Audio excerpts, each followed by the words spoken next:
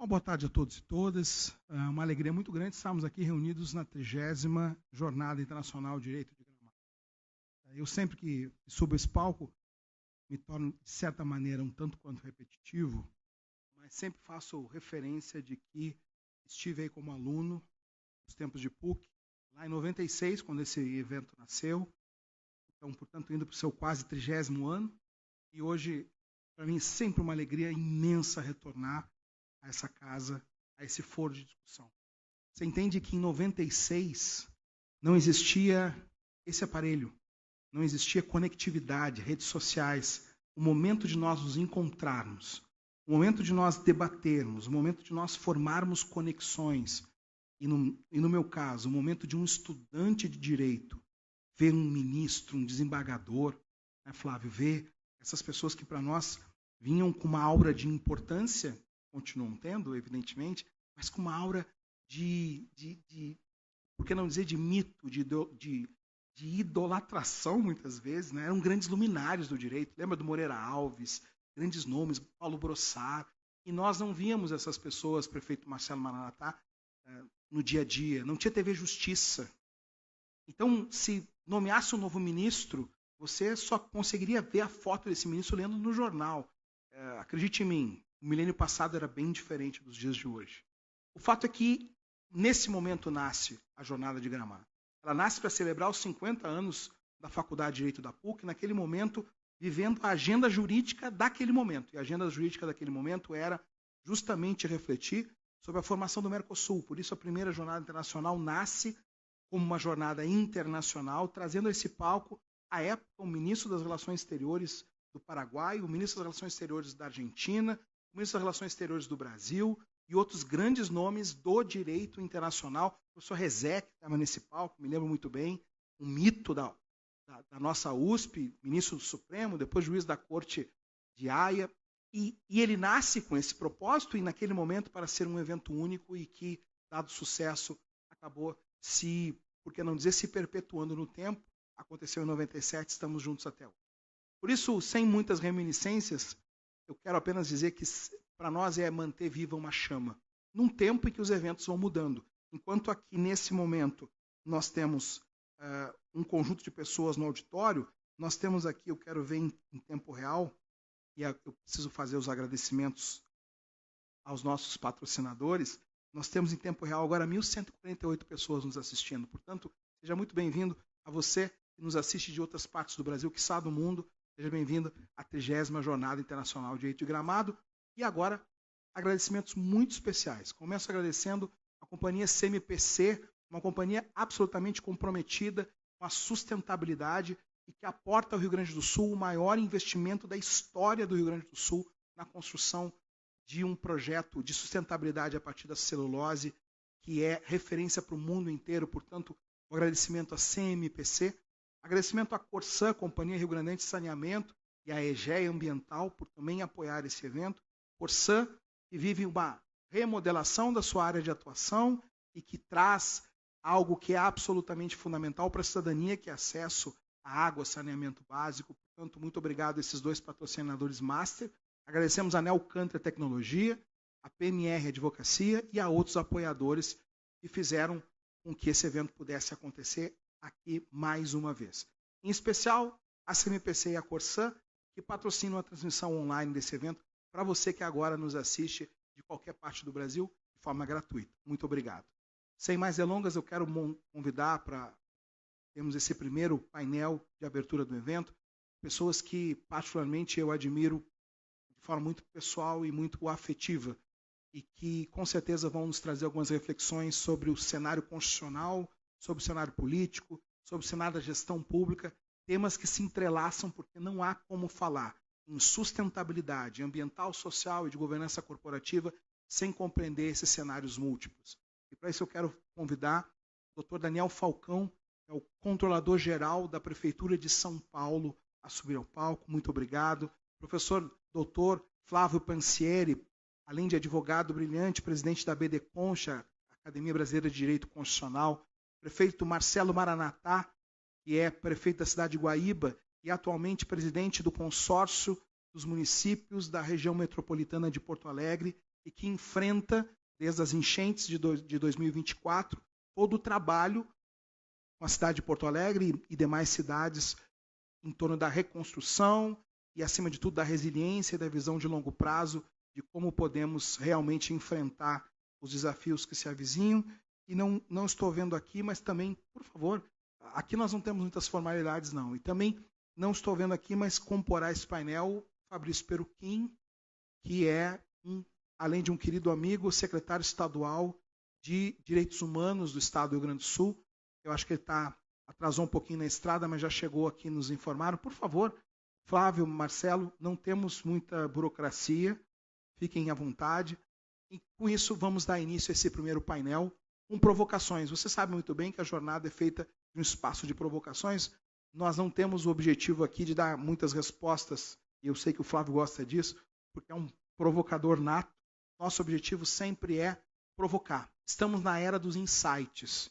Estamos na era em que algumas materialidades jurídicas são rapidamente respondidas com uma pergunta para um instrumento como esse. Ainda no dia de ontem, nós tivemos aqui, Daniel, Marcelo e Flávio, um evento único, especial.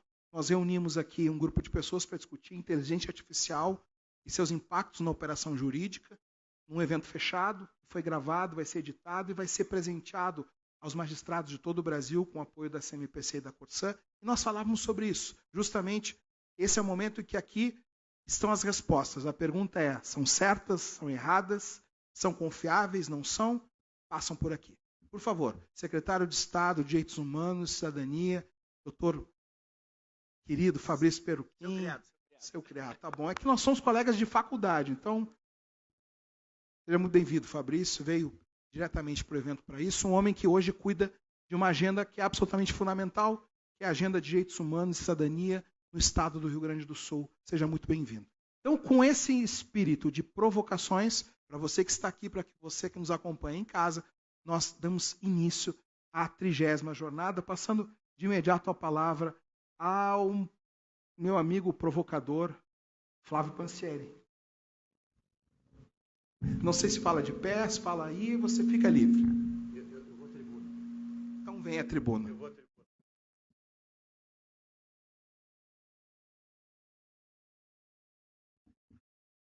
Senhoras e senhores, é um prazer inimaginável fazer a fala inaugural dessa jornada internacional de direito, que é um evento absolutamente tradicional e indispensável para a cultura jurídica brasileira e tem sido administrado e curado nos últimos anos pelo meu dileto amigo Fabiano Rosa, que é uma pessoa singular. Singular na medida em que, capaz de modificar as realidades à sua volta, tem reunido um grupo de pessoas para refletir sobre o direito em nosso país, mas para além de uma perspectiva teórica também, uma perspectiva teórica, mas não somente uma lógica de raciocínio de novas estruturas e para onde caminha efetivamente o direito. Então eu queria, com isso, lhe agradecer o gentil convite para que eu esteja aqui nessa fala inaugural, como um desafio de tornar os senhores aqui, por sua vez, vêm para um congresso, talvez para sair com certezas. Eu gosto mesmo de ter a certeza de minhas incertezas todos os dias, e assim eu não me permito calar, não me permito silenciar. Quero cumprimentar todos os colegas da mesa que me acompanham, na figura em especial do Daniel, que eu já o conheço há algum tempo, o nosso prefeito de Guaíba, o doutor Marcelo, e o nosso secretário de Estado, o doutor Fabrício, fazendo aqui seguindo a lógica de uma informalidade, para que a gente possa seguir em uma verticalização. Quero fazer referência aqui ao meu amigo William Douglas, que nos prestigia com a sua presença. Eu soube, inclusive, que deixou comer um pãozinho de queijo agora para estar aqui. Não sei se não era melhor comer uma carne já, mas se vieste, quero lhe indagar, quero lhe trazer para o debate e fazer com que todos os senhores reflitam sobre esses temas. Quando Fabiano me passou a missão de estar nesse painel, tratando de desafios jurídicos de uma agenda de sustentabilidade no Brasil, eu tentei imaginar aonde eu poderia fazer um recorte dentro de uma lógica da minha atuação, seja acadêmica, institucional, né? Sou professor do PPGD da PUC-Paraná, sou presidente da Câmara de Arbitragem da Federação das Indústrias, estou presidente também da Academia Brasileira de Direito Constitucional e atuo cotidianamente em demandas relacionadas a grupos econômicos nos tribunais superiores. A partir dessa lógica, tentei construir para os senhores uma medida, quiçá uma reflexão, para que a gente possa tentar nos afastarmos dos sabores, dissabores, ou até, quiçá, ideologias e vaidades que cada um aqui carrega consigo, para que nós possamos entender um pouco, dentro da ideia de sustentabilidade, o papel da Corte Constitucional Brasileira. Eu acho que este é um grande desafio. Eu acho que a Corte Constitucional Brasileira pode, sim, ser um grande instrumento para garantir a estabilidade, a sustentabilidade de uma agenda nacional, mas pode ser também, como tem feito nos últimos anos, trazido para si uma série de pautas que lá não deveriam estar e que, por sua vez, tem exposto institucionalmente a própria Corte, mas também, de alguma forma, trazido uma série de instabilidades institucionais. E de qual caso eu vou falar, sobre o que eu quero dizer? Eu quero falar sobre método. Me parece que este é o grande desafio da jurisdição, como um desafio de garantia da sustentabilidade jurídica e da segurança jurídica em nosso país. Quando nós olhamos para a Corte Constitucional Brasileira, os nossos amigos um pouco mais panfletários, eu costumo dizer os festivos, não é mesmo, William Douglas? Os festivos brasileiros, que sempre gostam de aplaudir quando a decisão lhe agrada, volte e meia esquece quais são os limites da jurisdição. Eu queria recapitular rapidamente com os senhores aqui. Nós superamos o momento do justnaturalismo, nós vivemos o positivismo jurídico, mas nós não superamos o positivismo jurídico na medida em que nós afastamos todas as hipóteses e regras para a contenção da capacidade de dizer o direito. O positivismo jurídico foi um grande instrumento que nos traz limites para que na atuação, em especial na jurisdição, o magistrado fosse afastado das suas percepções pessoais, dos seus valores pessoais ou de suas bandeiras, quaisquer que elas sejam. Seja lá as bandeiras do ministro Flávio Dino, seja lá as bandeiras do ministro André Mendonça. Pouco importando quais são elas, nós precisamos entender quais são os limites que esses magistrados precisam atuar. A primeira vez que eu falei sobre isso foi esses dias, Fabiano. Foi em 2003. Quando eu dizia que nós iniciávamos um momento e um movimento da jurisdição constitucional que não daria certo. E não deu certo. Não deu certo, porque nós temos uma Corte Constitucional hipertrofiada.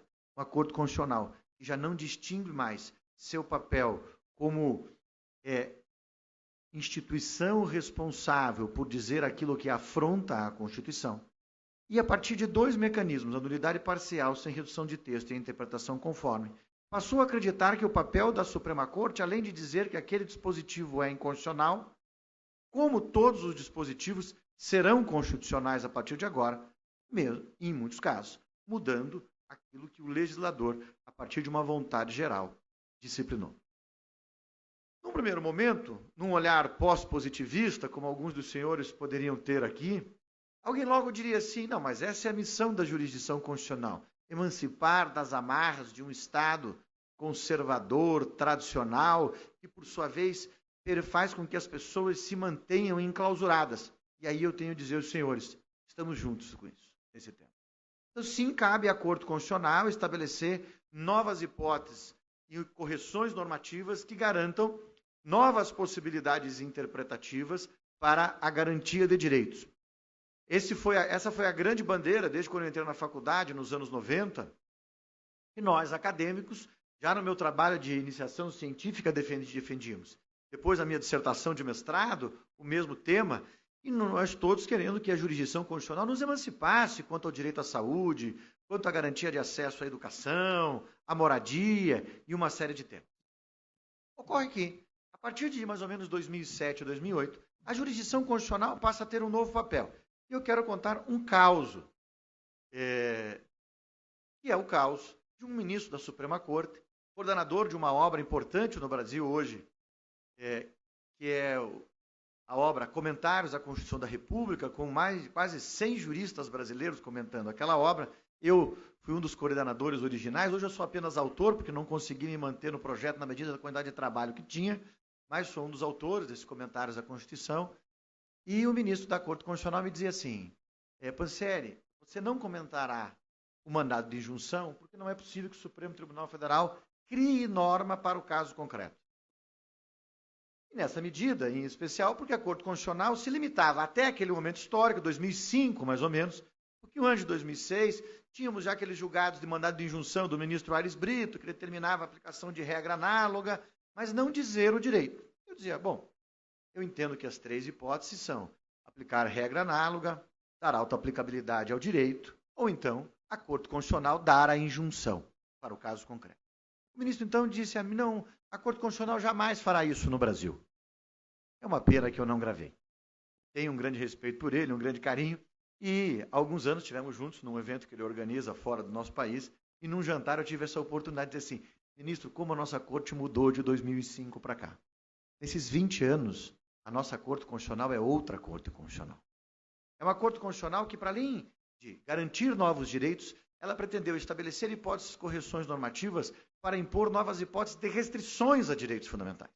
E este é o ponto fundamental. A Corte Constitucional brasileira passa a se arvorar de um sentimento de realização do Estado e agora, não satisfeita apenas como hipótese de estabelecer novas hipóteses de restrições a direitos, ainda estabelece política pública. Aqui temos 2 secretários de Estado, que, por sua vez, podem me dizer, e um prefeito municipal, não sei se passou por isso, eu já tive essa oportunidade de sugerir ao meu cliente que fizesse uma chave da cidade e entregasse na Procuradoria do município, o Ministério Público Estadual, que, por sua vez, junto com o magistrado, pretendiam administrar o município. Vai lá, entrega a chave para ele, simbolicamente, vamos fazer um ato. E teve um município do interior do Paraná que fez isso, fez um ato formal de entrega das chaves ao membro do Ministério. Marcaram uma audiência e o prefeito foi lá com foto e fez a entrega da chave para o juiz da cidade e para o membro do Ministério Público.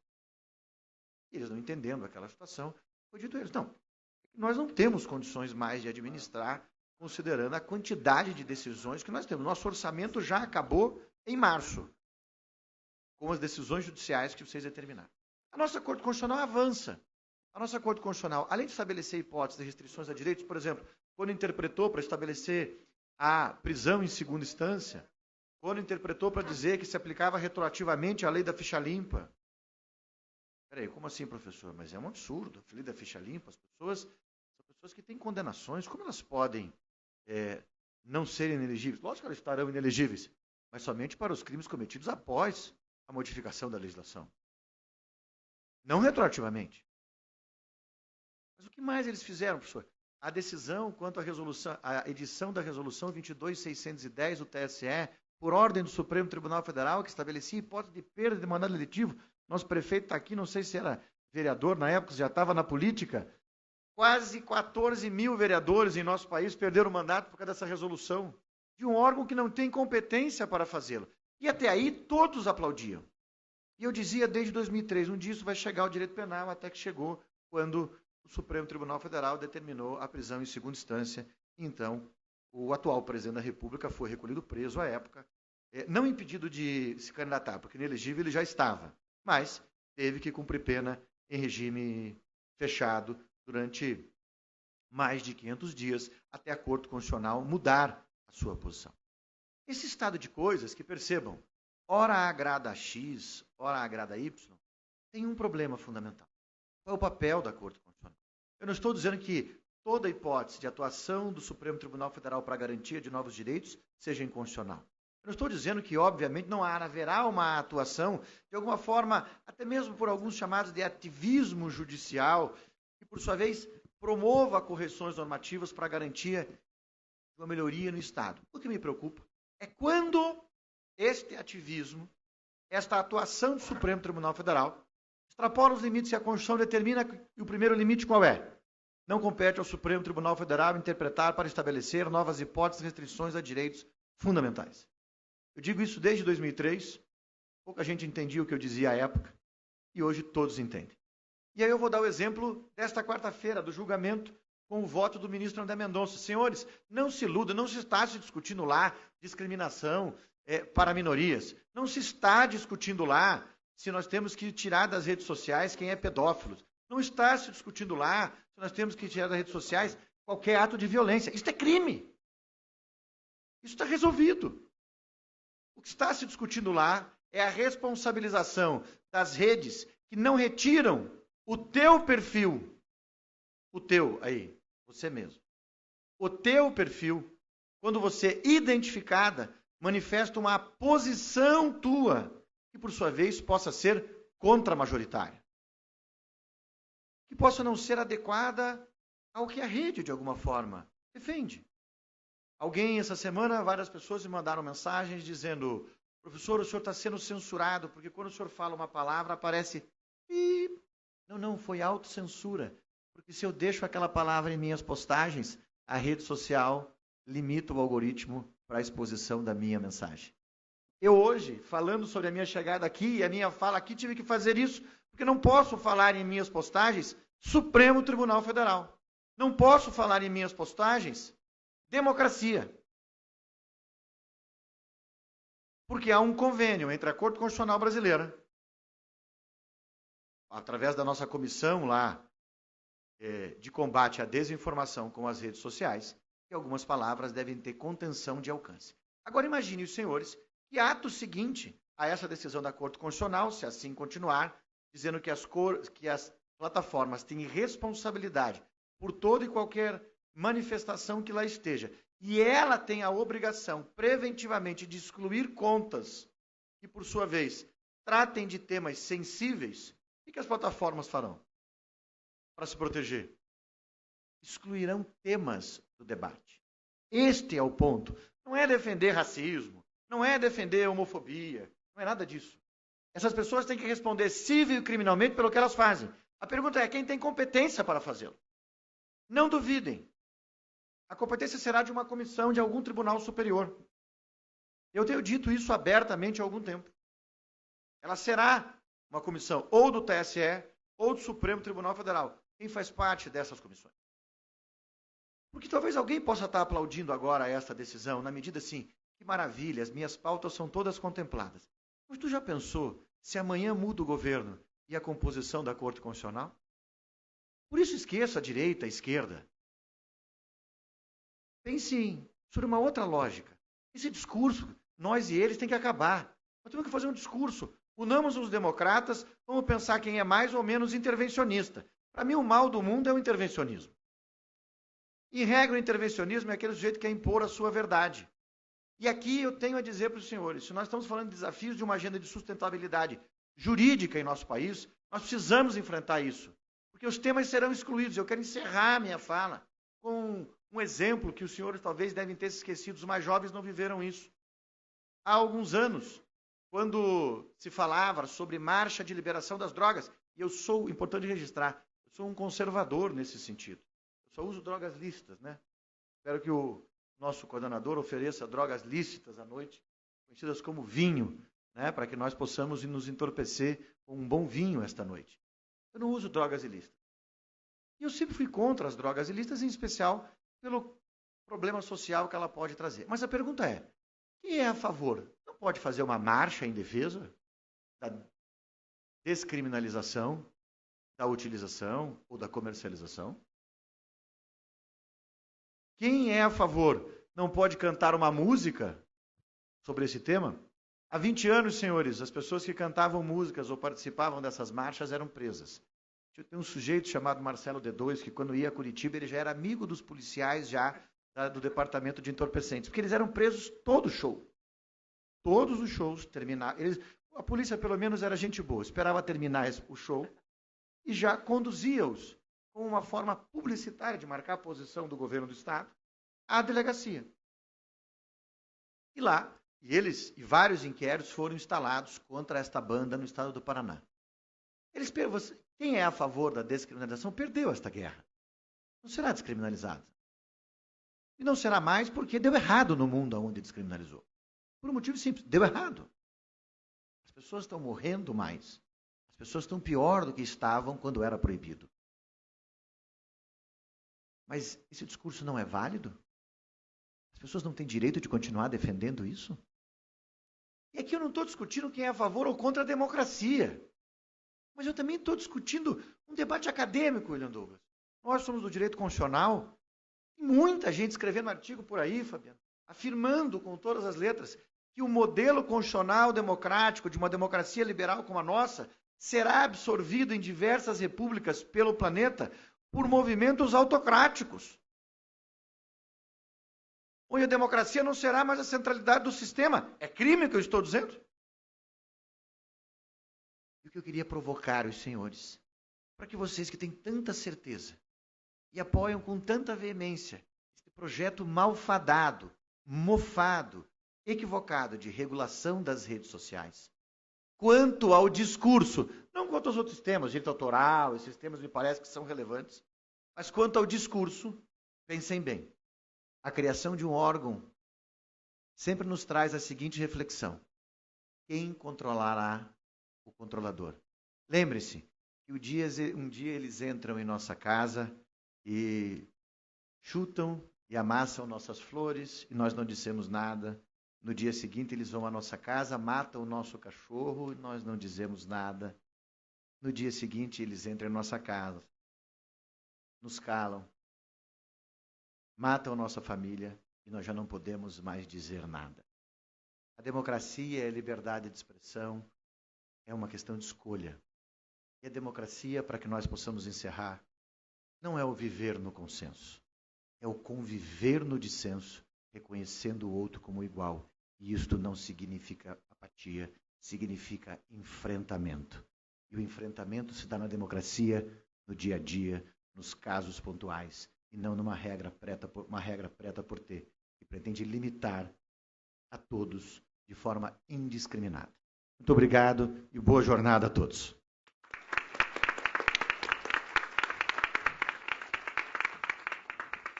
Esse painel foi desenhado com 4 profissionais do direito, 4 advogados, e que passam por instâncias diferentes da vida pública. O Flávio, que é um advogado e um intelectual do direito constitucional, que pauta importantes debates no Brasil e advoga em causas de muito impacto no Brasil. E agora eu passo a palavra para o Daniel Falcão, que é controlador-geral da Prefeitura de São Paulo, que é um mundo à parte. Hoje eu tenho a alegria de morar em São Paulo há 2 anos e meio. Vou dar um dado para você. O orçamento da Secretaria de Cultura de São Paulo é maior que o orçamento do Ministério da Cultura do Brasil. Esses são alguns dados de escala de São Paulo que são absurdos. E o Daniel é o homem que tem a chave do controle e da observância da integridade, do compliance na cidade de São Paulo. E depois nós vamos passar para o Fabrício e para o Marcelo, que são hoje advogados que vivem na vida pública do outro lado. Não têm o controle, são controlados e muito controlados. Então eu passo a palavra ao doutor Daniel Falcão, agradecendo a sua presença. Obrigado, Fabiano, pela oportunidade de estar aqui nesse evento, né? 30ª edição, mostra aqui a tradição desse evento. Minha primeira vez aqui em Gramado, né? Eu nunca imaginei que ia estar aqui nesse palco. Se eu imaginasse estar aqui nesse palco, era para receber um quiquito, né? Não para que falando de coisas jurídicas, mas enfim, o meu trabalho é esse. Obrigado, Flávio, Fabrício, Marcelo, aqui por estar dividindo a mesa comigo. Obrigado ao Jean Grey, que me ajudou tanto aqui na organização.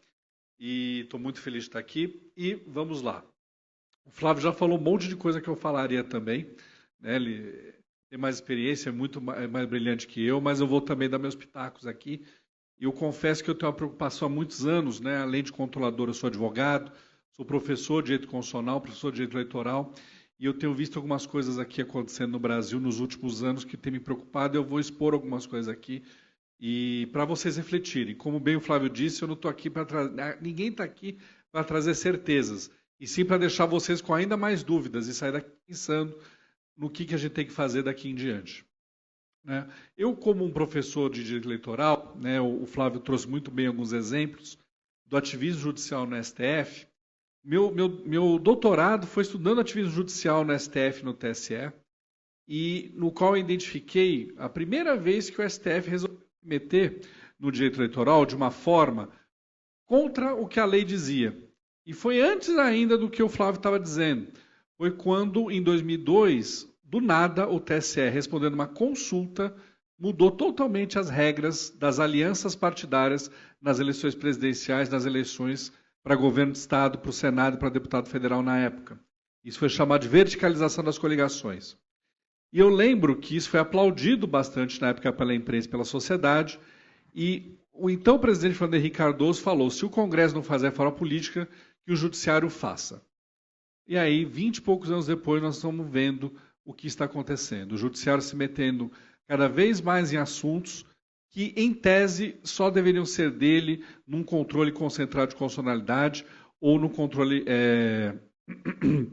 incidental de constitucionalidade, mas mesmo assim o Supremo tem agido de forma sem autocontenção. Engraçado que o André Mendonça, no voto do Marco Civil da Internet na última quarta-feira, falou de autocontenção, uma palavra que o STF tem esquecido bastante em diversos aspectos. Para vocês terem ideia, um exemplo, não vou discutir isso aqui porque é muito polêmico, mas só para vocês terem uma ideia, eu vendo um dia, eu sempre faço questão de dizer o que estava acontecendo. Eu estava lavando louça domingo de manhã em casa, e aí, quando eu estou fazendo isso, coloco um podcast ou um vídeo para eu ficar ouvindo. E estava vendo o ministro Luiz Roberto Barroso numa entrevista para o historiador e jornalista Marco Antônio Villa. E aí o Villa perguntou: o senhor é considerado muito ativista, o senhor assume essa postura? E ele falou: não, eu não sou ativista, mas teve uma vez que eu fui. Aí eu fiz questão de parar de lavar louça para ouvir bem a única vez que o Barroso admitia que era ativista. E ele falou: foi na adesão do habeas corpus sobre aborto. Aí eu falei: realmente, porque essa aí não tem como dizer que não foi, né? Não sei se vocês lembram disso. Não foi a decisão em controle concentrado, discutindo se a lei do aborto, se o artigo do Código Penal do aborto foi recebido ou não pela Constituição de 88. Uma decisão no habeas corpus impetrada a favor de um médico, no qual ele disse que o aborto, da forma que estava visto no Brasil, era inconstitucional, e dizendo de quanto a quanto da gravidez da mulher o aborto poderia acontecer no Brasil. Essa foi a vez que o Barroso admitiu que era ativista. Então, ele ousou a dizer, o judiciário dizer, a mulher pode fazer o aborto de tantas semanas até tantas semanas a gravidez. Se eu sou a favor ou não do aborto, isso não interessa. O que importa é, esse tipo de decisão ou vem do Congresso Nacional ou vem de uma reflexão profunda num controle concentrado de constitucionalidade, e não no habeas corpus. Num voto só, totalmente dissociado dos outros 4 votos votados naquela turma, naquele período. Até o Barroso admitiu uma vez ser ativista. Nós temos N exemplos de quando o STF se mete em assuntos que, em tese, são dele, mas ele dá um a mais, ele faz um plus e acaba tirando do Congresso o protagonismo que o Congresso deveria ter. E nós sabemos o porquê ele faz isso. Né? Bem lembrado pelo Flávio, a questão do Marco Civil da Internet. Quando a lei foi feita em 2014, eu estou bastante apurado nisso, porque eu estou numa matéria chamada Constitucionalismo Digital na graduação.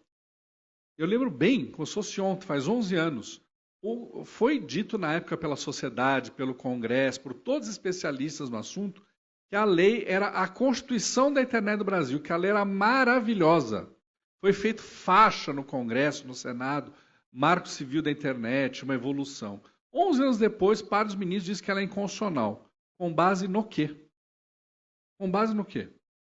Eu até hoje não entendi qual é a inconstitucionalidade da Marco Civil da Internet. Ele pode ser inconveniente hoje, que é outra discussão. Mas inconstitucional eu não consigo ver o porquê. Inconveniente por quê? Eles perceberam que, do jeito que está regulamentado o Marco Civil hoje, pode haver uma leniência de algumas redes sociais com determinadas postagens. Isso não faz a lei ser inconstitucional. Isso faz a lei poder ser inconveniente. Né? Nos Estados Unidos brinca-se que existe um carimbo que a Suprema Corte dos Estados Unidos usa, que é o stupid but constitutional, ou seja, estúpido, burro, porém constitucional. Várias regras, várias leis passaram pelo STF, o STF disse que era inconstitucional e elas não eram inconstitucional, elas eram inconvenientes. Se uma lei inconveniente, cabe à Casa do Povo, Congresso Nacional, tomar essa decisão e mexer na lei. Né?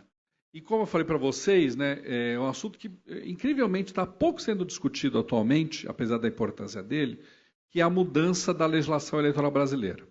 Nós temos uma tradição de, praticamente a cada 2 anos, mexer algumas partes da legislação eleitoral brasileira. E eu não sei porque nos últimos 4 anos resolveu-se, não vamos mexer mais em parte, vamos mexer em tudo. Então, para quem não sabe, a legislação eleitoral brasileira é dividida em várias leis importantes. Nós temos o Código Eleitoral, a Lei das Eleições, a Lei dos Partidos Políticos, a Lei das Inelegibilidades e as resoluções do TSE. Eles querem fazer um código eleitoral gigantesco que junte tudo isso dentro de uma lei só. Em tese, vai facilitar a vida das pessoas. Não sei onde isso facilita, mas tudo bem.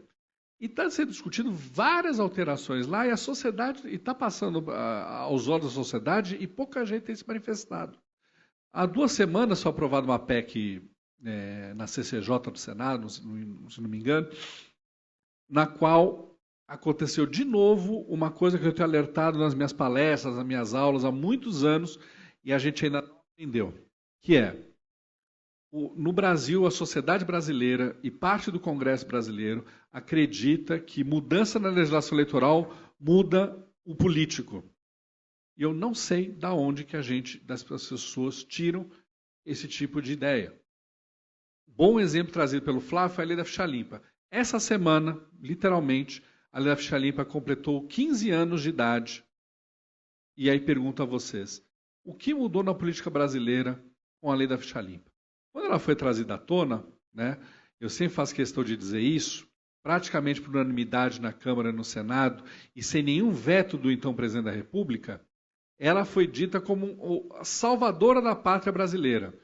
E com a Lei da Ficha Limpa, tudo ia se resolver, porque afinal os políticos com condenações, determinadas condenações, não poderiam ser candidatos a qualquer cargo a partir da condenação por órgão colegiado. E aí pergunto para vocês, o que mudou na política brasileira nos últimos 15 anos? Na minha opinião, muito pouco para o tamanho do problema que essa lei trouxe. Um exemplo, sem defender qualquer dos lados. Essa lei abalroou os 2 principais líderes políticos brasileiros dos últimos 20 anos.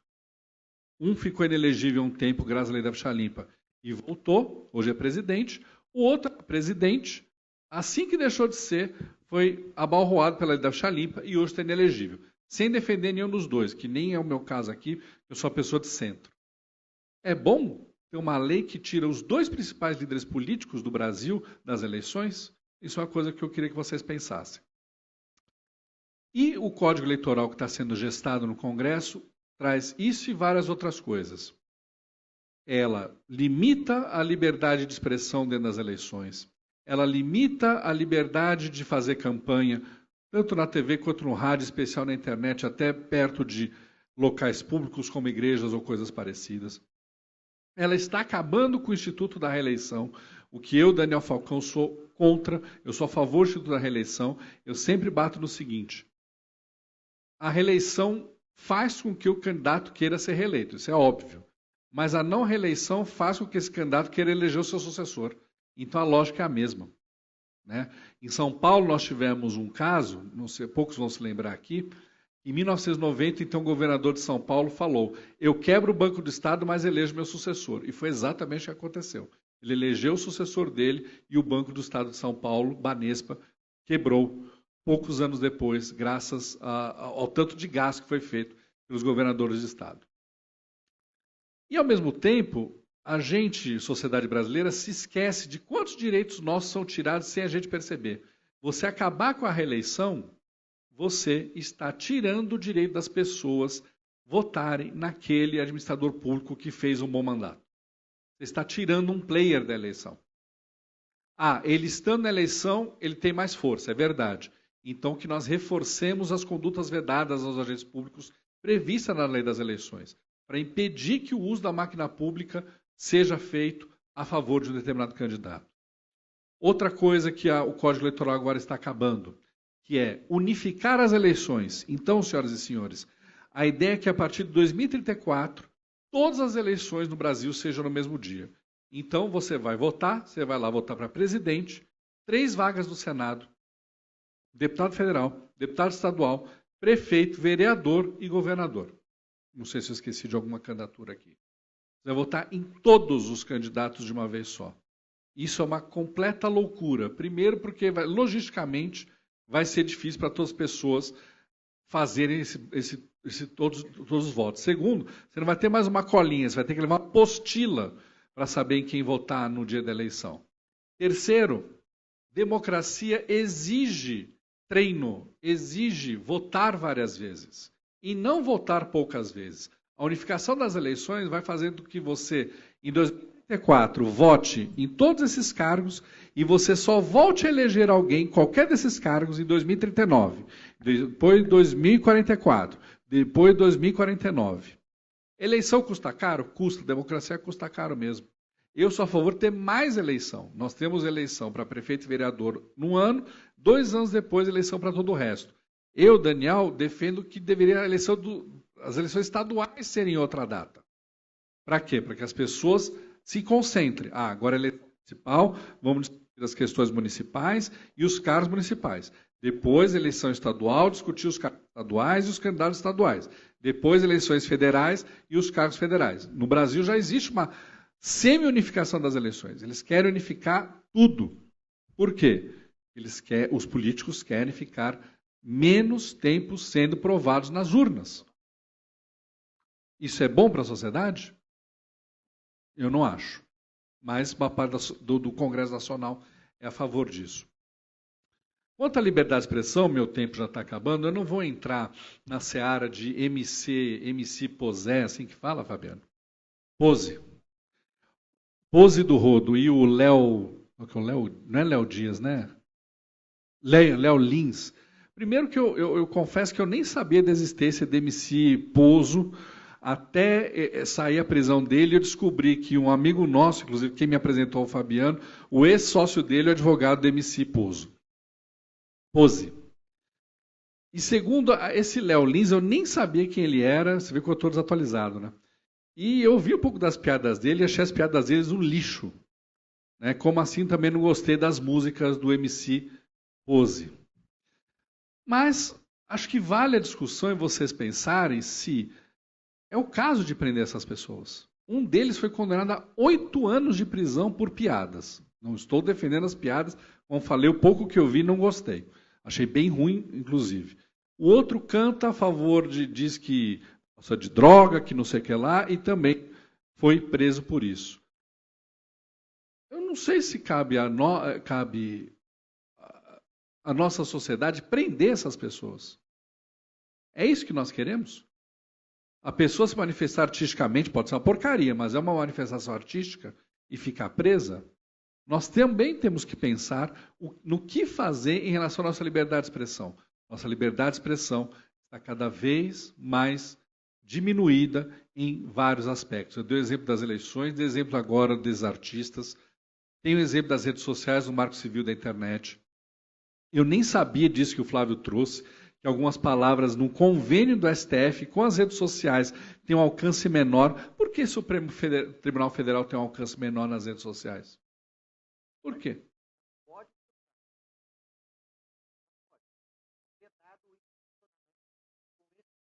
Pior ainda, estão vendo? Por que isso? Isso foi assinado por quem? Qual é a legitimidade democrática e constitucional de se fazer um acordo desse tipo? Alguma coisa está errada. E nós temos que agir, como muito bem lembrado para o Flávio. Hoje, os governantes são esses. Eu não sei amanhã quem vão ser. Como eles vão se aproveitar dessa situação com limitação à liberdade de expressão e fazer com que a oposição a um possível novo governo seja diminuída. Nós estamos vivendo uma encruzilhada e nós temos que pensar muito bem no que nós estamos fazendo com os nossos direitos. Nossos direitos são diminuídos a cada dia no Congresso Nacional e a sociedade brasileira está olhando isso e está ou reagindo pouco, ou reagindo mal, ou não reagindo. Isso é uma coisa que me preocupa muito. Na parte eleitoral, que é o que mais me cabe, eu estou vendo isso a olhos vistos. Isso acontece há mais de 20 anos e as coisas aos poucos estão acontecendo e vão fazer com que as eleições fiquem ainda mais enrijecidas, ainda menos livres do que elas já foram. E isso não vai ter um resultado bom para a sociedade, como nós provavelmente já saibamos. Fabiano, muito obrigado pela oportunidade mais uma vez. essa condenação do MC, do humorista Léo Lins, ela dá pano para manga. Dá pano para manga. Inclusive por conta de um novo tipo penal que foi criado, que é o racismo recreativo, que acaba incidindo em outras dimensões. E tem uma lei, eu não sou criminalista, tá, gente? Tem uma lei anti-piada também agora, né? E a juiz usou a lei anti-piada, e a lei anti-piada é posterior aos atos que ele está sendo acusado. A lei anti-piada eu não conheço, mas o tipo penal do racismo recreativo tem uma teoria sobre isso, mas como eu não sou palestrante, eu não vou me aprofundar nisso. Tem até um desembargador aqui. Mas como é para ter conflito aqui, eu acho que a gente podia ouvir um pouquinho sobre isso, viu? Pessoal da internet aí quer ouvir ou não? Posta lá. Muito bem. Tá bom, eu vou. Um minuto, Fabiano, é um desafio, porque eu quero fazer. Eu publiquei hoje um artigo, mandei hoje para um jornal nacional, vamos ver se eles vão publicar, e o título do artigo é Pelas Nádegas de Gerald Thomas, a condenação de Léo Lins. Parece que esse é um tema muito instigante.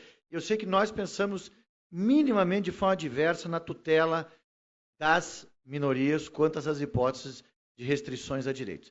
Se você falar 1 ou 2 minutos, não vai fazer com que a gente perca a tarde. Eu não fujo do debate, eu não fujo do ringue nunca. Mas eu vou ser econômico justamente pelo tempo. Mas a questão, Flávio e Daniel, vou começar por um outro ponto. Há uns dias atrás, em São Paulo, eu fui convidado para jantar na casa do CEO do iFood, junto com o ministro Barroso e outros grandes empresários, para discutir o apoio de grandes empresas ao programa de ações afirmativas do CNJ, para que a nossa magistratura seja mais diversa, né, doutor William? Ela é pouquíssimo diversa. E, diferente de outros lugares, que você pode criar algum tipo de prática afirmativa e de forma artificial, temporária e acelerada, se crie mais diversidade, inclusão e se coloque um retrato mais fidedigno do conjunto do tecido social brasileiro, num ambiente em que isso se entra apenas pelo salutar processo seletivo, é mais complicado. Mas, enfim, a historinha que eu quero começar a contar é diferente. Quando eu cheguei na casa do CEO do iFood, não tem nada a ver com ele, tá? Tinha um serviço terceirizado de valet. Eu fui dirigindo meu carro, Daniel, ali perto do Eldorado. Quando eu cheguei, parei o carro no valet, saí, terno e gravata, e o valet automaticamente foi até a porta de trás do meu carro abrir para saber quem estava chegando. Porque, evidentemente, que um homem negro de terno e gravata dirigindo um carro importado era o motorista de alguém que estava chegando naquele jantar. Ele abriu a porta, eu parei, olhei para ele e disse assim: irmão, eu não sou motorista, eu sou o dono do carro. E nada contra ser motorista, porque meu pai era motorista. Mas aqui você me fez lembrar do porquê eu vim nesse jantar. Eu estou contando aqui essa história que é extremamente tópica e pontual, ela aconteceu apenas comigo. E há alguém que vai dizer que foi simplesmente um ato reflexo do valet em abrir a porta, enfim, até porque muitas pessoas chegaram com seus carros, com motoristas, mas me faz lembrar, Flávio, de alguma coisa que é absolutamente cotidiana na vida da sociedade brasileira. E que, por maior compreensão intelectual e pesquisa que você tenha, e você tem, e eu te respeito muito por isso, vai te faltar a oportunidade de um dia viver a discriminação racial, porque você nunca vai vivê-la no Brasil. Você nunca vai vivê-la. Você pode tranquilamente de chinela havaianas e uma bermudinha, uma camisa rasgada no shopping, rasgada que muitas vezes é comprada em lojas caras, e você não vai ser seguido pelo segurança do shopping, porque existe um marcador que está posto na sociedade brasileira. Ele é real. Você pode acreditar em mim ou não, é seu direito, e seu quem me vê pela internet, mas faça o desafio, procure uma pessoa negra que você conheça e pergunte a ela se ela já viveu algum episódio de racismo ao longo da sua vida. É quase semanal. Quando nós entramos no entroncamento real da proteção da liberdade de expressão, que é um direito fundamental, não absoluto, Porque não existe nenhum direito absoluto no ordenamento constitucional brasileiro, como tu bem sabes, como constitucionalista que é, e como o William, que é desembargador, que é obrigado a fazer um controle de constitucionalidade ali, cotidiano, nas suas decisões. Essa lei foi criada para justamente coibir que essa prática contumaz de rebaixamento, humilhação, destruição e, por que não dizer, exalação de um ódio a outra pessoa pela cor da pele, ou quiçá pelo gênero, ou pela orientação sexual num país que todo dia mata por espancamento homens que são gays, mulheres que são lésbicas, simplesmente por sua orientação sexual, e já existe lei para isso, não há dúvida, está lá no Código Penal há muito tempo. Começa pelo 121 do homicídio, vai ter as especificadas como feminicídio, etc., mas elas acontecem porque existe um elemento cultural que precisa ser enfrentado.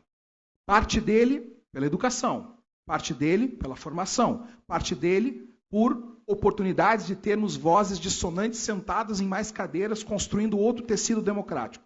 Mas sim, parte deles pela repressão. O caso do Léo Lins, eu quero confessar, não conheço, não aprofundei, não li a sentença e sequer ouvi as piadas que ele fez.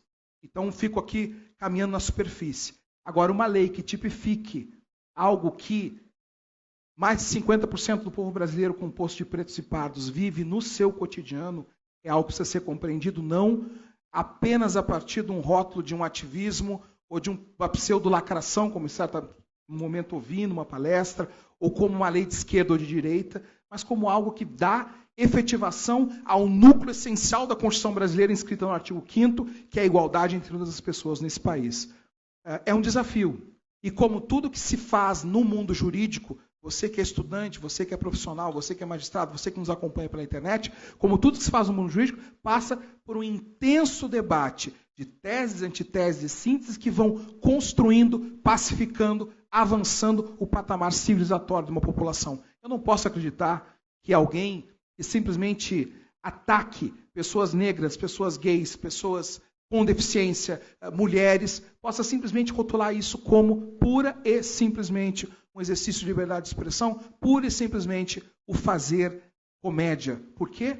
Porque o humor também pode ser uma arma. O humor também fere, o humor também agride, o humor também rebaixa. Não à toa que nós temos cada vez mais casos de pessoas se afastando do seu trabalho por terem sido assediadas moralmente, com todos os danos psicológicos, com atos que no passado eram tidos como pura e simplesmente brincadeiras ou atos menores e que eram relativizados por uma estrutura que, de certa maneira, vai aceitando, e vou usar aqui uma expressão bem popular, vai passando o pano e vai deixando, enquanto no final do dia, um fez graça e o outro sofreu. Acho que é um debate profundo, é um debate complexo, é um debate que mexe com zonas de privilégios reais, ele é um debate que mexe com zonas de compreensão hermenêutica e epistemológica do direito brasileiro, que precisam ser compreendidas nas academias. Ele não é um debate simplório, ele não se resolve com uma lei. Infelizmente, no Brasil, nós temos a tendência de achar que uma lei resolve tudo, e sim, não resolve, mas ela precisa ser enfrentada.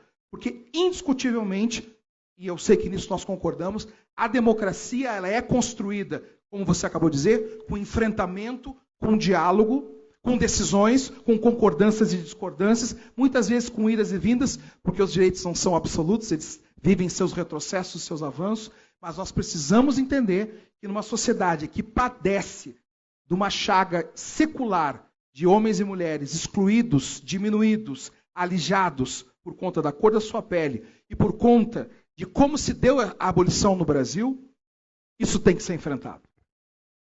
Uma piada,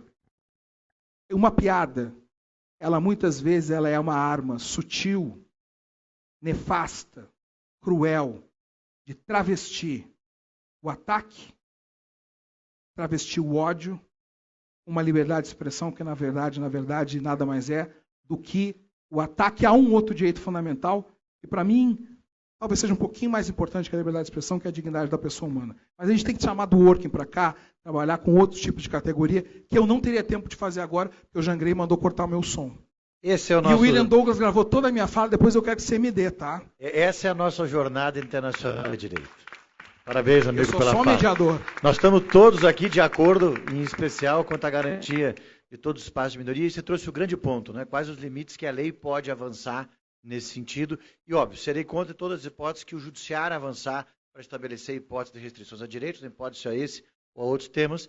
Mas nesse ponto que nós temos que discutir, eu acho que a grande riqueza, a tua fala eu aprendi muito aqui há mais ou menos 3 anos, quando nós estivemos juntos num grande evento, que tinha isso como temática central, e tenho me dedicado a essa temática. O que nós precisamos discutir está relacionado à intensidade na normatização e na sanção quanto a estas hipóteses. Me parece que esse é o grande debate, temos muito a avançar, e você está de parabéns, por isso que você é o nosso curador. Parabéns e obrigado, amigo. E eu vou cometer uma inconfidência. Flávio é amigo. Flávio concorreu ao presidente da OAB do Paraná. E um dia ele me liga e diz, Fabiano, preciso ter, e não é por conta de cláusula de barreira nenhuma, preciso ter mais e mais advogados negros e mulheres na minha chapa. Me indica pessoas, eu sei que você conhece, tem rede. Ou seja, eu sei que essa é uma preocupação autêntica do teu coração, o que faz com que esse debate se torne mais rico. Porque ele, de fato, é um debate calcado no que é melhor, e não apenas no campo dos achismos, porque no campo dos achismos nós estamos muito bem arrumados no Brasil há muito tempo.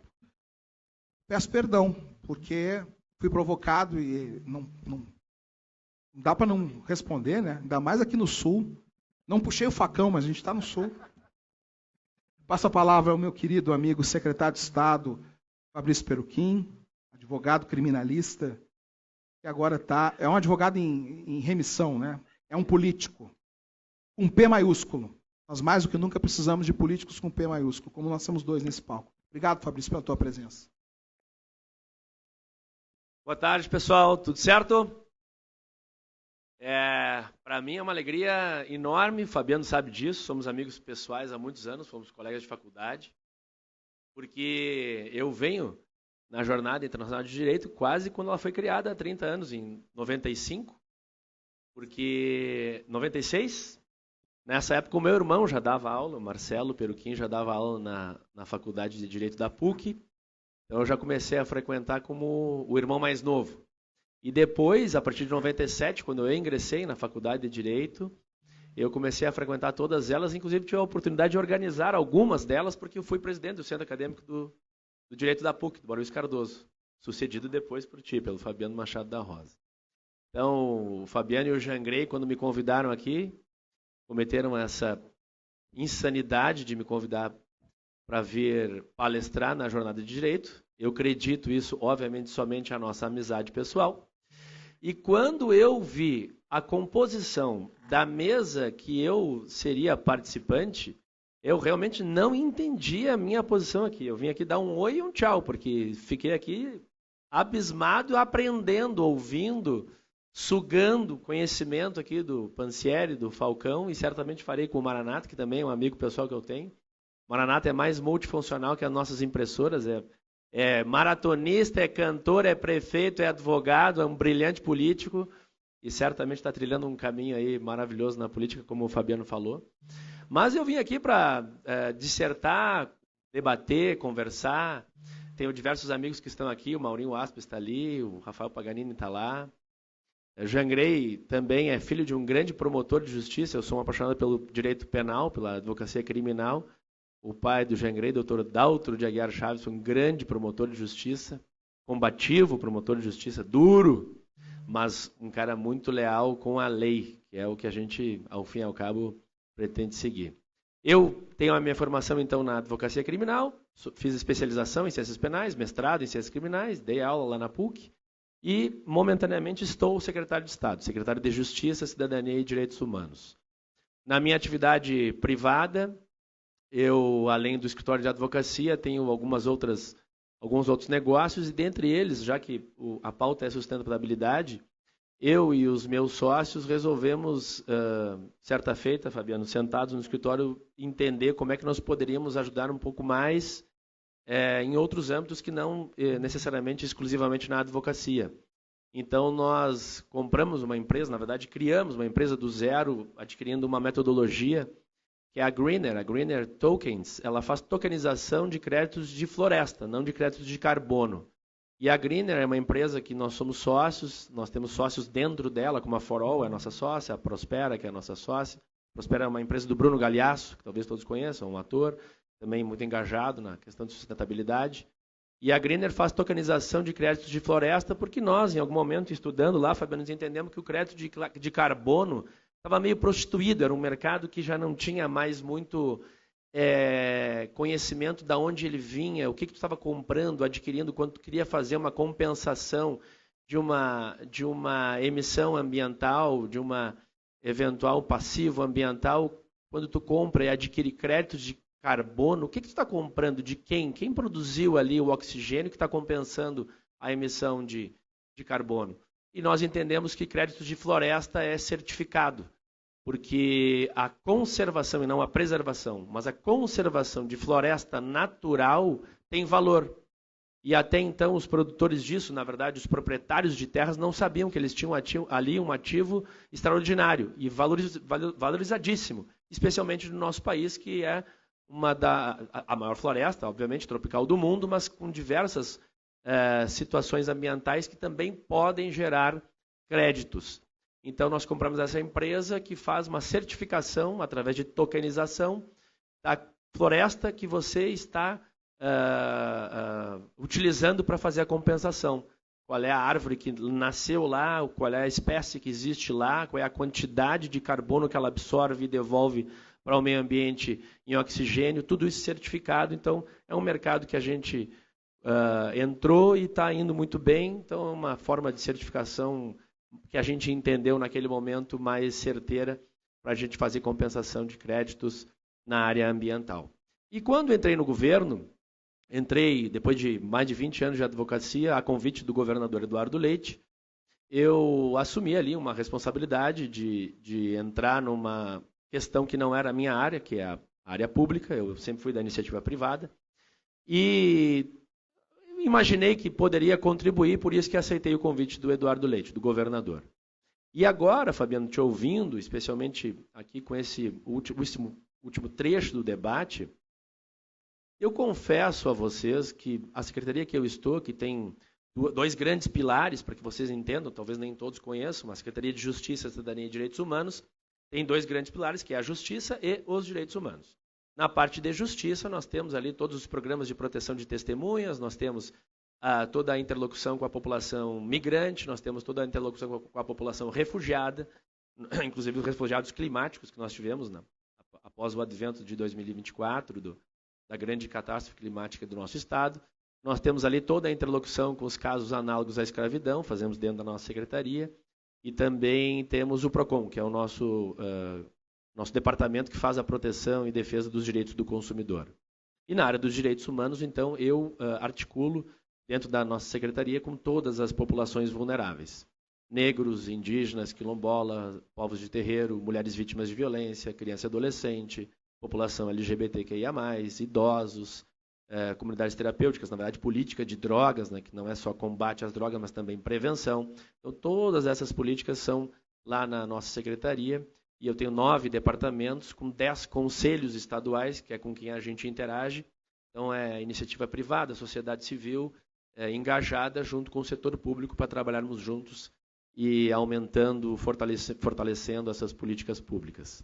Mas te ouvindo, Fabiano, eu quero fazer aqui um parêntese na palestra, porque, de fato, eu acho que hoje eu tenho um pouco mais de condições de conceituar o racismo, eu acho que eu tenho mais condições de debater sobre racismo, eu tenho mais condições de exemplificar racismo, mas eu absolutamente não tenho a menor condição de sentir o racismo.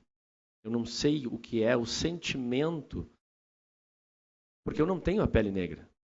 Eu sou um homem branco, alto, que tem uma origem toda ela italiana, que a minha família é toda ela de origem italiana, toda a minha ascendência inclusive nós estamos agora completando 150 anos da imigração italiana. O meu bisavô veio com 9 anos de idade num navio, em 1879, 4 anos após o início dessa diáspora, que foi essa imigração direcionada. A espontânea acontece até hoje, mas aquela direcionada foi porque a Itália vivia um momento de fragilidades e direcionou a população para o Brasil e acabou se alocando aqui no Rio Grande do Sul.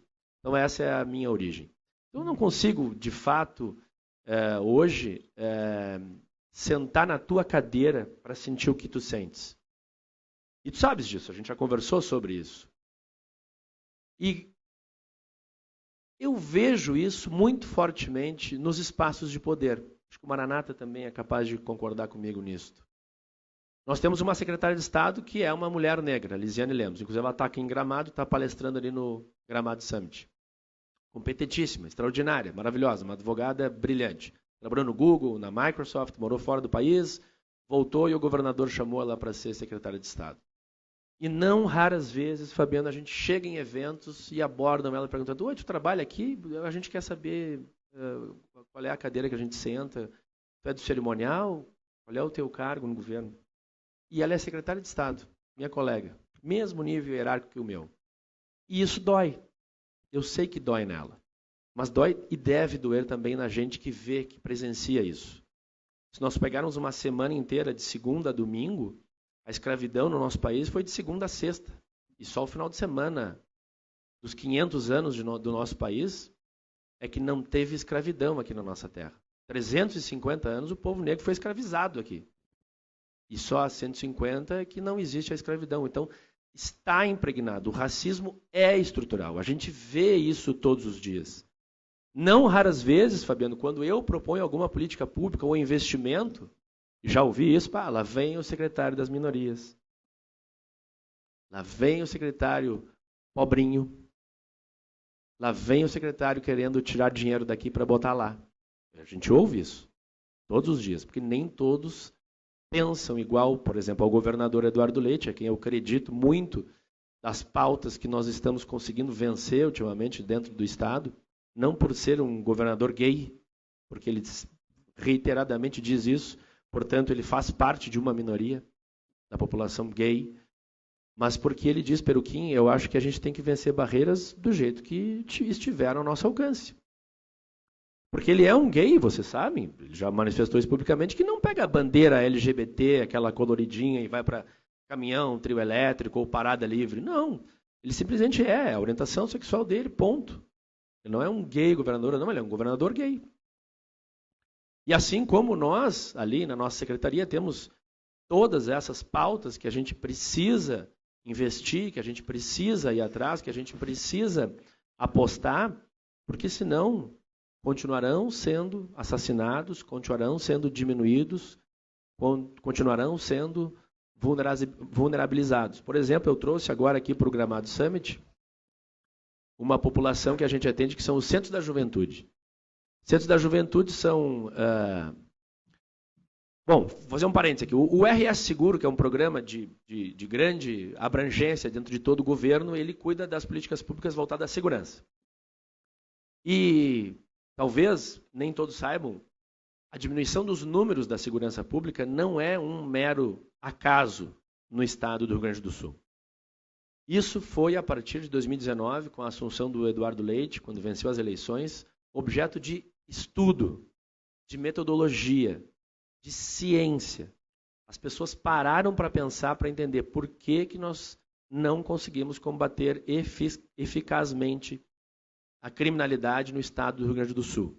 E aí tomou-se a decisão de seguir uma metodologia, que é o RS Seguro, que localizou, mapeou quais são as áreas vulneráveis, e ali não são áreas violentas, são áreas violentadas pela violência, porque as pessoas que moram lá são pessoas de bem, mas naquele momento, naquele local, a criminalidade aumentava, e criou-se então uma metodologia que preferiu não combater a criminalidade somente, exclusivamente com repressão, que talvez o Rio de Janeiro tenha feito durante muito tempo, somente a repressão, mas resolveu combater com inteligência, que foi ocupando espaços públicos, investindo recursos públicos nos equipamentos que o Estado tem condições de fornecer.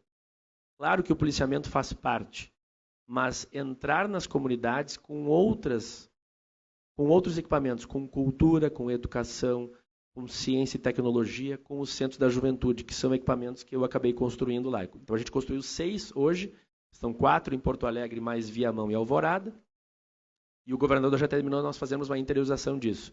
O equipamento foi construído, o prédio foi construído, nós temos 34 mil jovens que são atendidos nesses equipamentos, eu remunero eles com uma mensalidade, eles viram jovens multiplicadores, então a gente dá uma mensalidade de R$ 829 por mês, durante 12 meses, e ele tem que cumprir requisitos, frequência escolar, frequência, cursos de capacitação, de formação, em inglês, em gastronomia, em cabeleireiro, em manicure, em assistência executiva, em secretariado executivo. Ele escolhe o curso que ele quer frequentar, mas ele tem que frequentar para ele ser remunerado pelo Estado, e a obrigação dele é trazer mais jovens para dentro do equipamento, porque lá onde eles estão, a competição é diária contra o tráfico de drogas, contra a marginalidade, contra a criminalidade. Então nós queremos, o Estado, colocar recurso público para que nós consigamos trazer os jovens para ele virar mão de obra ou empreendedora, se ele quiser empreender sozinho, ou nós disponibilizamos uma série de empresas privadas e vai lá e tem, então, a sua mão de obra qualificada para fazer a contratação desses jovens. E eu trouxe eles aqui para o Gramado Summit, para eles conhecerem, assim como eu tenho feito no South Summit, como eu levei a Lajeado num equipamento que a gente tem chamado Central Cidadania, um projeto chamado Central Cidadania, que após as enchentes a gente fornece 41 instituições parceiras, fornecem serviços públicos gratuitos para toda a população gaúcha, carteira de identidade, carteira de motorista, certidão de nascimento, casamento, óbito. A gente leva judiciário, Ministério Público e Defensoria Pública e faz os acordos na hora, ali mesmo. Então, a Central Cidadania ela é itinerante e é a nossa secretaria que disponibiliza isso. E os jovens que vieram aqui, Fabiano, chegaram e disseram, a gente nunca veio em Gramado, a gente nunca foi num restaurante, a gente quer ir comer no McDonald's aqui de Canela, a gente queria comer fundi, a gente quis ir conhecer um café colonial e disponibilizamos isso para a gurizada, para a juventude super vulnerabilizada. Porque eu acho, a opinião pessoal, que graças a Deus o governador tem acatado nas nossas conversas, que Gramado Summit, South Summit, inovação, ciência e tecnologia, startups, venture capital, são coisas que estão crescendo muito rápido e que lá nas comunidades vulneráveis não chega. Então, se não está chegando até lá, é obrigação minha fazer com que eles venham até aqui, para entender essa conversa, para entrar nesse diálogo, para ser aceito nesse mundo, para poder... porque eu me recuso a acreditar que o CEP vai definir o futuro de um ser humano. Não posso acreditar. Eu acho que eu não me tornei secretário de Estado para isso. Porque senão, não é competição, é vantagem. Se o CEP que a pessoa nasceu vai definir se ela vai ter oportunidade de direitos, enquanto o outro não, o Estado está errado. Eu estou errado. Então eu peço para sair, deixo outro secretário de Estado entrar. Isso não é possível. Eu falo isso com frequência. Recusem a indiferença. Aceitem a esperança, porque o Estado é só um degrau. A gente faz por vocês, a gente faz com vocês, a gente conversa com os jovens para entender o que eles querem, quais são os cursos, quais são os programas, quais são os projetos, mas a gente não faz por eles. Quem vai vencer na vida é o próprio jovem vulnerável, seja ele negro, seja ele indígena, seja ele quilombola, seja de povo de terreiro, seja LGBTQIA+, seja ele quem for. Porque a juventude é o nosso presente. Ou a gente aposta nisso, ou a gente está completamente equivocado. E o governador Eduardo Leite, pensando nisso, fez muito bem, especialmente com os recursos agora que o Estado tem condições de gerir. O Estado do Rio Grande do Sul, talvez quem não seja do Rio Grande do Sul não saiba, mas até pouquíssimo tempo atrás atrasava salários. Os fornecedores não entregavam para o Estado porque sabiam que não iam receber. Nós tivemos dificuldades enormes. Colocamos as contas em dia, tomamos alternativas ali que foram não muito bem aceitas por uma parcela da população, que obviamente a gente entende, existem partidos políticos, ideologias, os prós e os contras, mas enfim, privatizamos, fizemos a privatização da Corsã, a privatização da CE, conseguimos recursos públicos com isso, colocamos as contas em dia, o Estado passou 55 meses atrasando salários de servidor público. Imagina qual é o servidor público que vai ter vontade de sair de casa para trabalhar pelo Estado se o seu salário está atrasado. Ele sabe que não vai receber no dia 1º do mês. Então, isso foi colocado em dia e agora nós temos condições de fazer investimentos públicos. E o governador, então, traçou as estratégias. Existe o Plano Rio Grande, que é um plano de metodologia, que a gente pretende deixar para próximos governos, porque o governador já venceu o seu segundo mandato, portanto, não poderá mais ser reeleito, e quem entrar, a gente espera muito que siga o plano, porque ele foi elaborado a milhares de mãos. A McKinsey foi uma das contratadas para pensar conosco o que o Estado do Rio Grande do Sul quer para curto prazo, médio prazo e longo prazo. E esse plano Rio Grande, ele inclui, além de investimentos em infraestrutura, estrada, rodovias, viadutos, pontes, além de investimentos nas áreas ambientais, nas áreas de educação, nas áreas de segurança pública, aquelas primárias, na área de saúde, uma discussão muito grande que o Maranata, inclusive, refiro e faço publicamente aqui um elogio, que está à frente da Grampal, que envolve os municípios da região metropolitana, uma questão de saúde pública que é muito grave, porque os municípios não têm mais condição de sustentar a saúde municipal, o Estado tem dever nisso, a União tem dever nisso, e nós temos que achar um consenso para isso. Mas, além de todos esses investimentos, o governador Eduardo Leite determinou a mim e aos outros secretários que lidam com a área social, não adianta nós colocarmos dinheiro somente em equipamentos públicos, nós temos que investir nas pessoas. E é isso que a gente tem feito, Fabiano. Então, eu acho que essa questão de sustentabilidade, de promoção, de igualdade, ela passa por todas essas reflexões, e eu quero parabenizar mais uma vez a ti, ao Jangrei, pela condução dos trabalhos na jornada. A gente acabou de sair de um momento legal, bacana lá em Porto Alegre, que foi um final de semana de reflexões do Mentes... como é que é o nome? Fronteiras do Pensamento, que agora virou Festival Fronteiras. Inclusive, o curador é meu antecessor, era secretário de Justiça do Estado, Fernando Schiller. E cada vez que a gente tem a oportunidade de conversar, de debater, de discutir, de pensar, eu fico muito feliz e muito grato mesmo, muito honrado de vir a eventos como esse. Saibam que o direito material, a gente estava discutindo muito isso, a jurisprudência, a doutrina, os estudos, as leituras, elas hoje estão evoluindo muito rápido com a inteligência artificial. Certamente alguém vai colocar num chat GPT da vida ali e produzir resultados talvez mais eficientes do que aquele que demorou anos estudando e entendendo e lendo para compreender. Mas a diferença que será feita, na minha humilde visão, até falei com o Fabiano sobre isso, ela estará nas relações pessoais, no networking. Quem está aqui competindo com um gramado maravilhosamente linda, com o sol lá fora, com a bergamota e o chimarrão, com as diversas atrações turísticas que Gramado tem, certamente está com um pontinho a mais no vencer na vida, no futuro.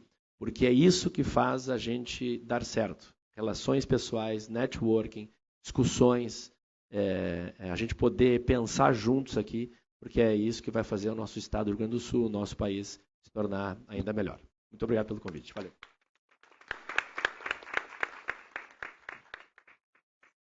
É importante ver a fala do Fabrício, porque ele não é um secretário de Estado de esquerda. Não faz parte de um governo de Estado de esquerda. O governador Eduardo Leite é um governador de centro. Tive a oportunidade de sentar com ele e conversar quando aconteceu um caso grave aqui no Rio Grande do Sul, e é isso, né? Esse debate aberto. Debater é fundamental. O prefeito Marcelo Maranatá tem uma missão muito grande, que é liderar os municípios da região metropolitana de Porto Alegre nessa reconstrução depois da tragédia de maio. É um prefeito que se destaca em todo o Brasil hoje, e tem uma passagem corajosa. No meio da enchente, Flávio, ele pegou um caminhão, entrou água dentro e resgatou crianças que estavam sofrendo risco de vida, na verdade, risco de morte, num município que não era o dele, no município vizinho, que é Eldorado. E são homens públicos assim que nós precisamos. Marcelo, obrigado por estar aqui. Com você a palavra. Obrigado, Fabiano, doutor Daniel. Saudar aqui, né, Peruquinho, sensacional. Obrigado, Paganini, que me apresentou o Peruquinho, né? Doutor Flávio também. Só para mim poder entender aqui, depois do almoço dá uma vontade de dormir. Vamos levantar um pouquinho, só para dar uma esticada assim, senão daqui a pouco, né? Só levanta um pouquinho, todo mundo levanta aí. Isso, rapaz, estica aí o negócio. Ele é maratonista, ele estica assim um pouquinho, levanta. Dá para mim saber, levanta a mão, quem é gaúcho aí, levanta a mão. A grande maioria. Pode baixar a mão. Quem não é gaúcho, levanta a mão aí. Marcelo, Aí. 1.520 pessoas estão te assistindo Quem está online. em casa, boa tarde, que Deus abençoe cada um está em casa. Pode sentar, já deu uma respirada, né? É bom demais. Quem é filiado em partido político, levanta a mão aí. Uma pessoa. Tem mais alguém?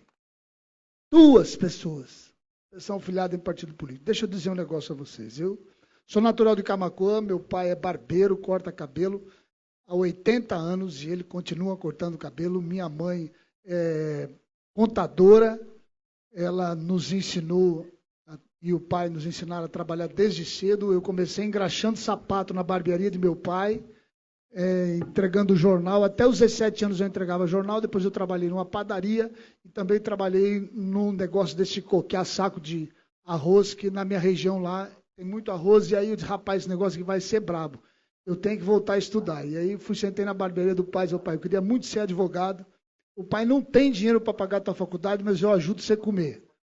Vamos dar um jeito, teu irmão já tem uma livraria, vamos ver se a gente abre. Você começa a fazer vestibular, aí quando você passar, a gente dá um jeito de juntar um dinheiro para você conseguir se sustentar. E eu fui para a cidade de Guaíba, fiz faculdade, vestibular também na Unicinos, e passei em Guaíba, era perto de Camaquã. A gente foi um tempo de ônibus para lá, depois abriu uma papelaria, mais ou menos quando a Ford abriu em Guaíba, e eu então me estabeleci em Guaíba. Mas fui presidente do centro acadêmico, fui presidente do Grêmio Estudantil, aí no comércio fui presidente do CDL, presidente do Cindy Lojas, diretor na FEComércio. Em todos os lugares que eu tive, eu era na política empresarial, ou era na política estudantil, ou era na política acadêmica dentro da faculdade, pensando política o tempo todo, porque quem não gosta de política é governado por quem gosta. Deixa eu dizer um negócio a vocês, não tem dinheiro público. Não existe dinheiro público, o dinheiro são dos nossos impostos. E ao longo da minha vida, eu vi minha mãe e outras pessoas dizendo, política não é lugar de empresário. Política não é lugar de advogado. Mas então é lugar de quem? É lugar de quem? É do cara que não deu certo? Do cara que não passou na faculdade? Que não conseguiu abrir o escritório? Que não conseguiu ser empreendedor? Que não conseguiu passar também no serviço público? Que não deu lugar certo nenhum? Então aí ele pega uma bandeira, vai para a esquina qualquer da sua cidade, começa a balançar a bandeira, e agora eu sou do partido político.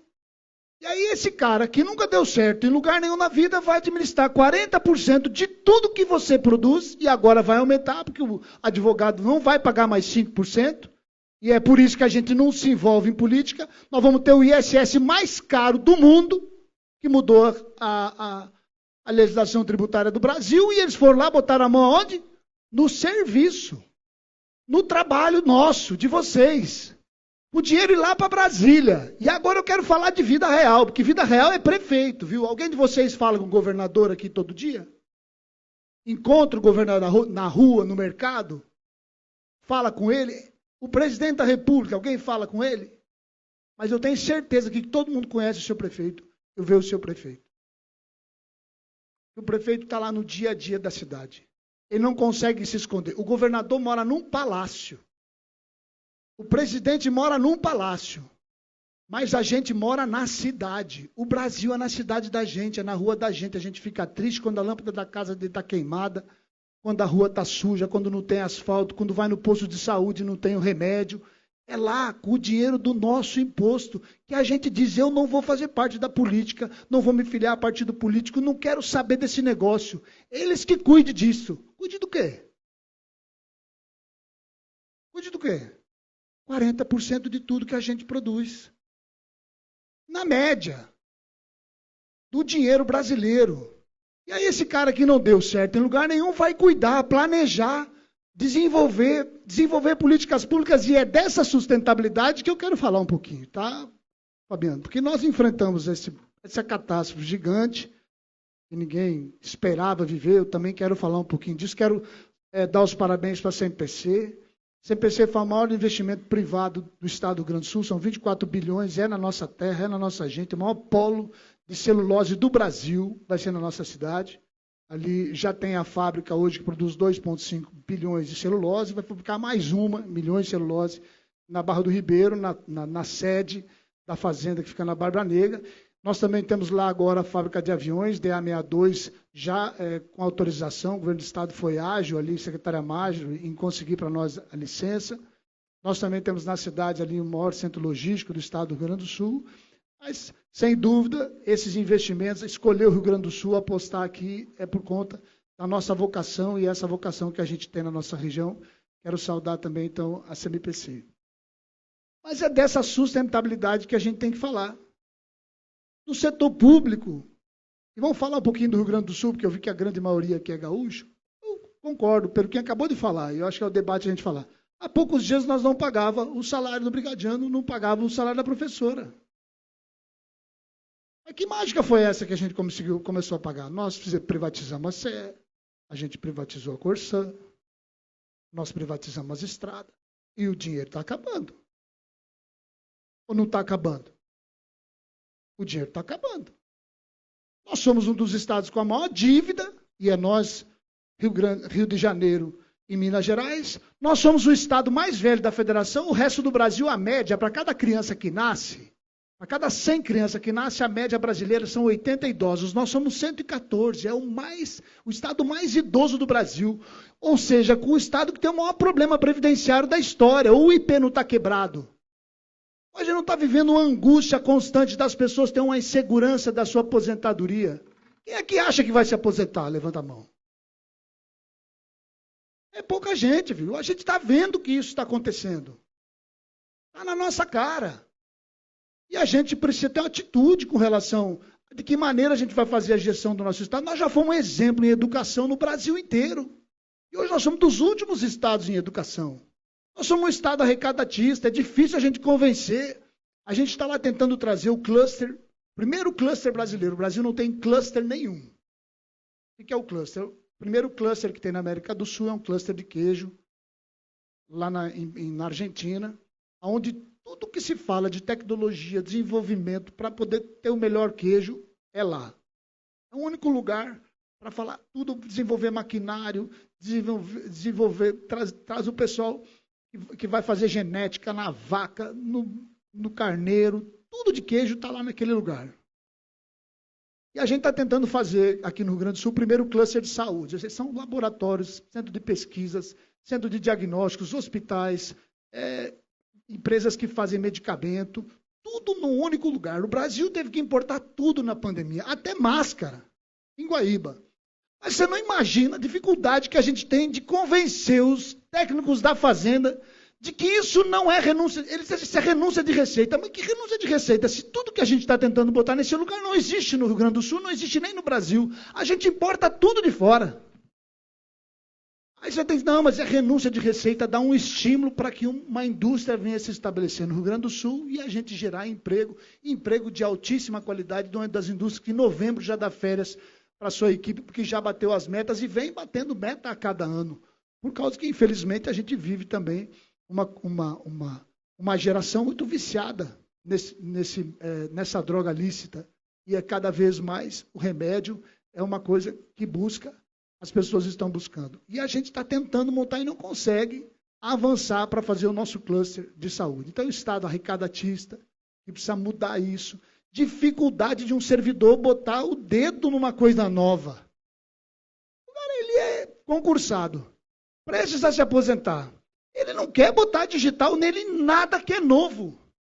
Vocês vão ver um monte de coisa de inovação, mas ninguém quer, no setor público, se arriscar, porque a recém ali, né, doutor Flávio falou o quê? Maranata, entrega a chave da cidade para o Ministério Público. Mas também, quando entregar, até numa brincadeira dessa, já leva as algemas junto, que é para eles prender a gente. É isso, gente. É o Ministério Público fiscalizando a gente, não tem problema. Tribunal de Contas, aí você tem a população, tem os vereadores, tem o juiz. É todo mundo cobrando de um orçamento que é limitado. Porque a cada R$100 que o município produz, só volta 16 para a gente fazer saúde, fazer educação, fazer assistência, infraestrutura no município. Então, tem que ser mágico. E como é que a gente vai permitir, se alguém prefeito ou se é um gestor público, Porque ele sabe sorrir, porque ele sabe tirar uma foto. Tem investigação cada vez mais. A gente precisa ter consciência política e se envolver na política. Participar do dia a dia. Porque se a gente não fizer isso, alguém vai ocupar. Não tem espaço vago na política. E não adianta a gente se esconder atrás de um computador e começar a brigar lá, né, no Facebook, no Instagram. Não, gente. A gente precisa sair desse ostracismo e ir para frente. E dizer, eu quero fazer, eu quero participar, esse país é nosso. Esse estado é nosso, a cidade é sua. A gente precisa participar. E vocês estão sendo preparados, vocês têm a experiência do dia a dia, vocês estão no banco acadêmico, muitos estão no seu escritório vendo a dificuldade e vendo também os clientes passando por dificuldade. Eu digo que um dos maiores culpados do país é o empresário. Muitos clientes de vocês. Primeiro, porque são as grandes empresas que tem no país, grandes estrategistas, planejadores, eles cuidaram do seu negócio e podiam ter dedicado parte da sua vida para também cuidar do nosso país e não deixar isso ficar do jeito que ficou. Né, de forma consciente, porque o empresário levanta todo dia e a gente faz isso na casa da gente para fazer mais e com menos. É ser o mais específico possível, ser mais mensurável, com metas atingíveis, com tempo para acontecer. E a gente faz acontecer. E o empresário deixou a política de lado e entregou isso para qualquer um cuidar. E o segundo, porque ninguém tira um centavo do Estado. O Estado, o município, o Estado não tem uma caixa. As pessoas acham que existe uma caixa, que o rapaz chega lá, tira assim, pega o dinheiro e bota no bolso dele e sai a passo. Não existe isso. Para tirar qualquer centavo, o Estado tem que ter uma nota fiscal. Quem é que faz a nota fiscal? É o político que faz a nota fiscal? É o empresário. Então, o mesmo empresário que se omitiu de cuidar do Estado, de estar junto ali com a experiência dele, com tudo que ele aprendeu, com muito planejamento, ele diz, não, eu não vou cuidar disso, mas ele também vai lá e corrompe. E fala, quem sabe a gente faz um negócio aqui, e em vez de a gente entregar X, a gente entrega menos e a gente racha o lucro aqui, e aí eu te dou a nota fiscal e você me devolve tanto para resolver o problema. Então, o mesmo empresário, que poderia fazer o nosso país avançar muito, se ele botasse tudo que ele aprende e que ele desenvolve para a empresa dele poder crescer, ele também vai lá e faz essa artimanha política, essa corrupção que a gente vive em todos os meios da nossa política. E isso é nojento e talvez por isso que muitos de vocês não se envolvam em política. Mas como é que a gente vai mudar isso olhando e dizendo, eu não quero fazer parte? Quem é que vai fazer parte? Quem é que vai se envolver? Quem é que vai se comprometer com isso? Aí a gente começa a falar dos nossos pais, dos idosos, daqueles que não vão se aposentar e das nossas futuras gerações. Nós passamos o pior momento e agora que eu quero fazer um agradecimento. Quem está em casa nos ouvindo e para quem está aqui. Foi muito difícil a gente vencer a enchente. Muito difícil. E de uma forma de agradecer, eu fui de bicicleta até Joinville. Porque o 750 quilômetros, deu conta, cada quilômetro que eu sei, só de pensar já começa a doer a perna. E foi para agradecer o prefeito lá, mas aqui eu quero agradecer a muita gente que nos ajudou. O ano passado a gente não fez aqui, né, a jornada. Não teve jornada o ano passado aqui. Porque muitos de vocês estavam chorando e muita da nossa população gaúcha estava chorando. Alguns estavam chorando só de olhar as imagens na televisão e choravam. E outros estavam chorando porque estavam vivendo a realidade de perder todas as suas coisas em casa, suas memórias, suas histórias, seus bens, aquilo que lutou muito para construir. Foi muito difícil a gente vencer, mas a gente tem que agradecer, porque muita gente estendeu a mão para que as pessoas pudessem se levantar com alimentação, com comida, com resgate, indo nas nossas cidades. A minha cidade teve 42 mil pessoas desabrigadas, foram 84 abrigos. Nossos servidores nunca imaginaram na vida passar por isso, ninguém foi treinado para isso. Nós não sabíamos o que fazer e a gente foi aprendendo com a dor e nessa oportunidade, dando as mãos e ninguém largando a mão de ninguém. A gente também acolheu a cidade vizinha, Eldorado do Sul. Mais de 20 mil pessoas de Eldorado do Sul fugiram primeiro para Guaíba, porque Guaíba não tinha inundado ainda. Elas ficaram um dia lá e logo em seguida a gente começou a receber também, né, aquela onda de água. e aí a gente teve que ir abrindo mais espaços dentro da Universidade Luterana do Brasil, na UBRA. Nós tínhamos mais de 3.000 pessoas, as facções tomaram conta, uma por andar, a gente viveu isso, né? Eles que diziam quem que levava alimento, quem não levava alimento, quem que ia no banheiro, quem não ia. A nossa equipe viveu completamente, né, o horror daquele momento difícil que ninguém esperava. Na nossa gestão, nós tivemos 5 catástrofes, né? Tivemos, depois da pandemia, a gente teve um destelhamento de 4.500 casas, nesse bairro também foi atingido. Nós tivemos uma chuva de pedra que destruiu 200 casas no interior, e depois a calamidade que acabou destruindo mais uma vez essa comunidade. Mas eu tenho que agradecer. O prefeito de Joinville, quem está nos assistindo de Joinville aí, ele, além de mandar para Guaíba equipes para ajudar a limpar a cidade, ele mandou caminhão, ele mandou equipe lá para ajudar, ele doou uma escola inteirinha para nós, para a gente poder abrir.